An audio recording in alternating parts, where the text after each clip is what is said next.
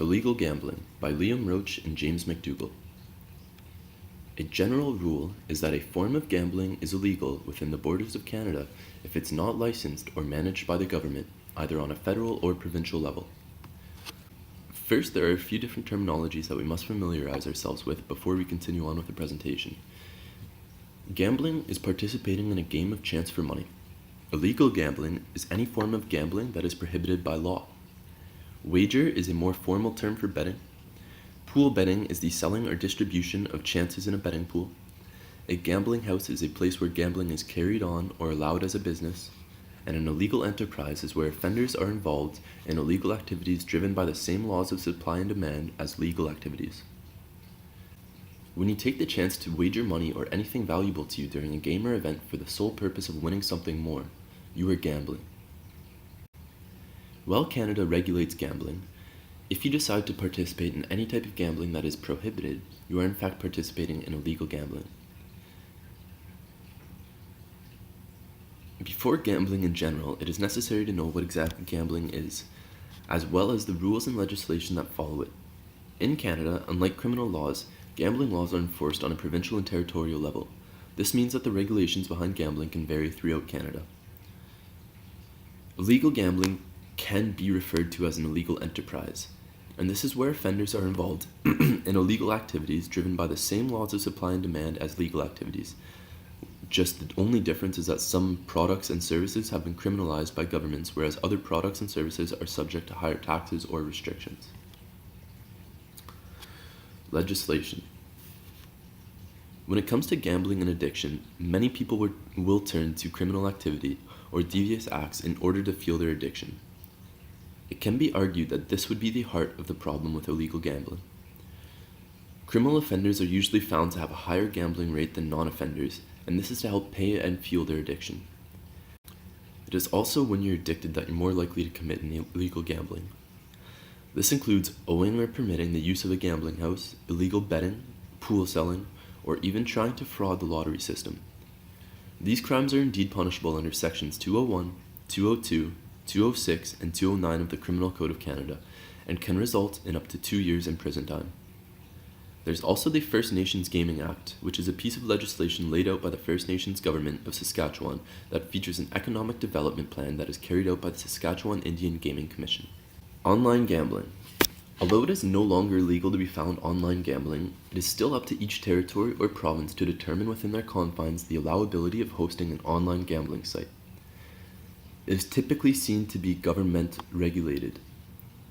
Without first gaining permission from the Gambling Board of one's province or the Kawanaki Mohawk Nation, which have their own legislation, or the Kawanaki Mohawk Nation, which have their own legislation, a very tricky situation presents itself where each matter is handled individually. It truly appears that there's too much of a divide between provincial and federal legislation and gambling laws in general, which does create a gray area. This here is just a brief history of gambling laws within Canada since the Criminal Code was enacted in 1998 when prohibitions against dice games were removed from the code. Although gambling itself can be traced back to when humans first existed, the first actual laws in Canada were in British common law. This included backgammon, which was a game banned in the 1380s by Richard III because it was too much of a distraction for his soldiers. The first Criminal Code of Canada upheld these common laws until the 1998 amendment disregarded it. Many different kinds of gambling were legal in Canada until the 1950s, as it was looked down upon. Still, however, many forms of illegal casinos existed in Canada, but only for a short while. Although Canada officially banned all forms of gambling in 1892, little things such as bingos and raffles were permitted by 1900s, and in 1925, fairs were permitted to hold gambling events. By the year of 1969, one big amendment Canada had made was the legislation of public lotteries, and then in 1985, gambling control went from federal to provincial level. Gambling at this point only got more and more popular, as the first official commercial casino opened in 1988 within Winnipeg, followed by a Montreal casino in 1993. As it got to the year 2001, gambling had started taking over Canada, with having more than 31,000 slot machines, 59 permanent casinos, 32,000 lottery ticket centers, and over 1,800 bingo hall permits.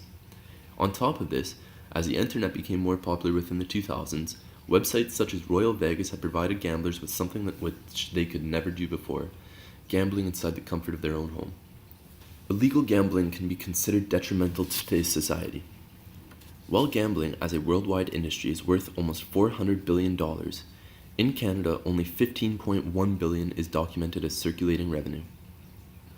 As many as 750,000 young people that are aged 14 to 21 have a gambling addiction.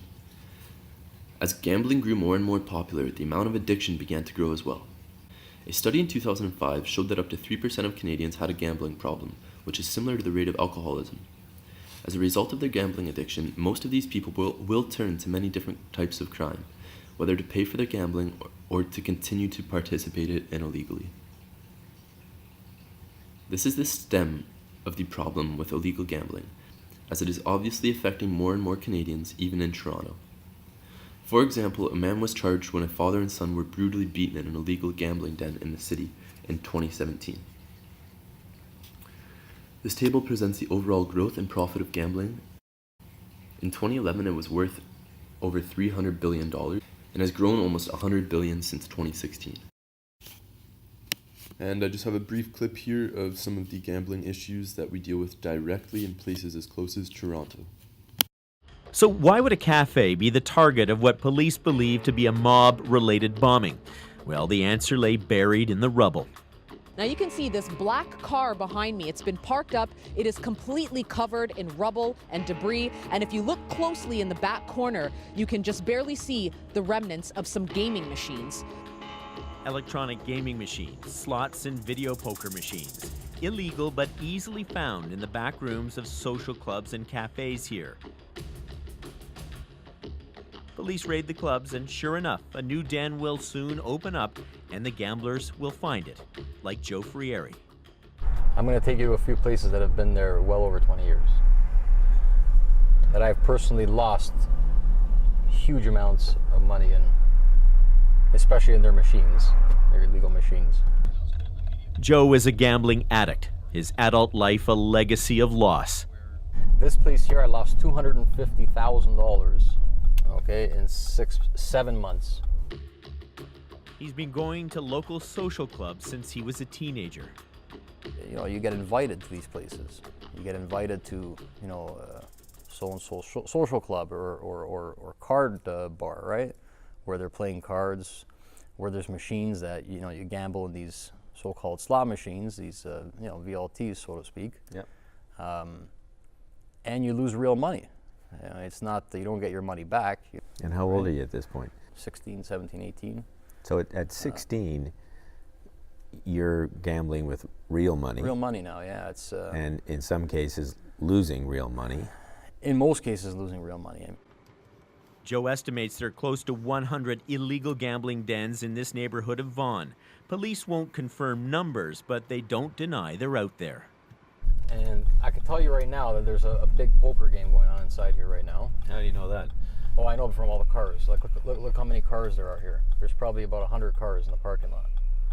And this place is notorious to have a big game a couple nights a week. Last year, police raided 11 clubs, seizing 74 machines. They're a major source of revenue for organized crime, the machines and the interest they collect on the money to play them.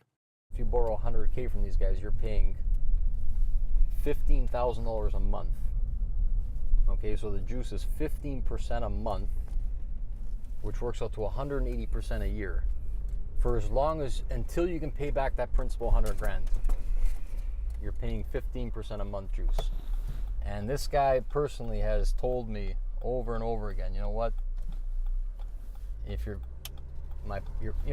family, your parents don't sell their house to pay me back, they're gonna kill you. We control all the streets. We control streets. We control this area, period. Nobody's going to help you. Not the RCMP, not the police, nobody. We're in control here. As Joe's debts mounted, so did the threats against his life. And the threats are very real. This is security camera footage seized by police from inside one of those illegal dens. Police say the victim was being beaten because of his gambling debts. There have also been a number of shootings and killings outside these clubs, which prompted Joe to go to the police about the loan sharks and the threats. I've had people in authority positions, sergeants of the York Regional Police, tell my wife, well, it's better just to make deals with these people and pay them. Can you imagine someone in an authority position like that telling the spouse of an addict who's telling them, I lost it in these illegal sporting wagering sites and these bars, you know? And I told them which ones, and I told them the people that were involved. And at the end of the day, they still say, well, just make deals and pay them. It's almost as if they say, listen, you're f***ed. You're on your own. You're on your own. Prior to the 1970s, gambling and betting were strictly run underground, typically by organized crime members. Average citizens began to gain access to previously illegal gaming activities, as mentioned in 1985, when provinces and territories were given the right to specifically oversee these activities and how they would be governed. Although some organized crime members still rely on this market as a source of income, it has opened up a whole new business with a tech-savvy criminal discovering further opportunity online. The interesting fact that needs to be made is a separation in the models of business between illegal and legal gambling. To be blatantly simple, the only difference is governmental regulation. The setup of an illegal gaming site begins with planning, followed by location development and the purchase or lease of a building. Most places are loaded with electronic VLTs, unregulated sports betting centers, and more often than not, this location becomes a premium spot for other organized crime. These places focus on gaming tables, with 2 or 3 gaming tables found at each of the 3 sites. In addition to the tables, the cafes and social clubs are well furnished, featuring lounges, bars, and massage rooms. The Toronto Police have stated that the illegal gambling spots have caused an increase in violence in the division, including a double shooting, numerous robberies and assaults, and the drug and sex trade are also both known to be synonymous with the illegal gambling industry of Canada. This is where a typical expansion will happen within the business process to accrue further revenue, which only leads to further organized crime. For legal gambling to be successful, there are a few components that must be noted. Typically, if run with an organized crime syndicate, a standard hierarchical regime would run best, ensuring cash flow is properly maintained. All members of the operation would have their jobs, including running the tables, counting money, promotion or discreet advertisement, and other criminal activities that would come with the territory. In order for a group to be successful in running these operations, they must remain discreet and allow for potential moving of areas if a raid were ever to take place. This also means that backup cash flow must be kept as a means of restarting an operation. It is also important to note that a large part of illegal gambling is based on credit most people do not have, so a certain enforcement team is typically put in place for collecting debt. Although you do not need a typical syndicate to run an illegal gambling ring, as it could happen out of anyone's basement, this is what is most common. In Canada, it would appear that there is a rather significant problem with casinos and betting sites, with Toronto bearing the brunt of illegal gambling sites. In January of 2016, in raids on Italian cafes and social clubs, Toronto police have made 15 arrests and seized a number of illegal gambling machines and cash. The main target of this investigation involved organized crime members who were believed to have operated the establishments. In October of 2015, 30 people were charged in an investigation in which 33 illegal gambling houses and casinos were uncovered in Toronto's East End. Although it is a rather apparent issue, the continued legalization of gambling decreases the productivity of organized crime members. It would appear that the police are attempting to do their best at combating the issue on a local level, but there's one major critique that must be made concerning government response: legislation and further regulation. By allowing such heavy provincial influence in the decision-making of the regulation of gambling and offences, it allows for a lot of time spent in courts on specific matters and grey areas that have yet to be properly established or worked out. Although it is a rather difficult concept, if simple federal legislation were enacted that either prohibited or allowed conduct, it would eliminate so much concern, especially with online gambling.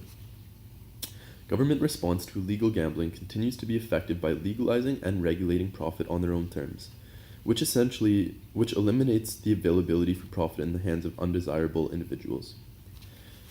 To conclude, I believe if we truly want to reduce the amount of legal gambling or to reduce the amount of crime surrounding gambling, we first need to come up with a plan to deal with those that are addicted to it in the first place. As stated before, people who find themselves addicted to gambling and betting their own money are more likely to be driven towards crime or illegal activity due to their addiction and the need for more money to continue their habit. People as young as 14 are getting addicted, and gambling is becoming more and more popular. There are few treatment facilities in Canada to help people with their gambling addictions. However, due to the limited resources, most turn to therapy.